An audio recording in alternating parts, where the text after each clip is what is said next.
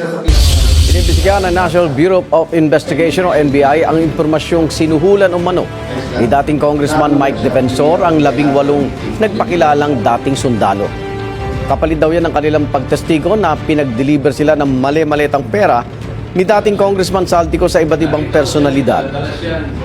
Ayon sa NBI, base sa affidavit ng isang malapit sa isa sa mga nagpakilalang dating sundalo noong April 28, 5 milyong piso raw ang inoffer ni Defensor.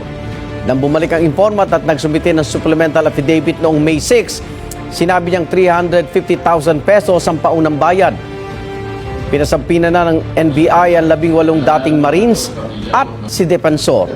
Welta naman ni Defensor at ilan sa mga nagpakilalang dating sundalo. Ganyan-ganyan ang ginawa nila noon kay Gutesa. No, sinabi nila, pinapirma nila na kami daw ni Marcoleta nag-offer ng pera para magsalita ng ganon. Huwag niyong sabihin na tumanggap kami ng 5 milyon. Pagpalit yung dignidad namin bilang isang dating sundalo. Kung may pera po ako, naipag-unot ko na po yun. Pinatatawag ni Senador Alan Peter Cayetano sa NBI Director Melvin Matibag para harapin si Mike Defensor at ang 18 dating sundalo. Sagot ni Matibag, hihintayin niya ang sabpina mula sa anyay proper Blue Ribbon Committee at handa raw siyang sumagot sa mga tanong.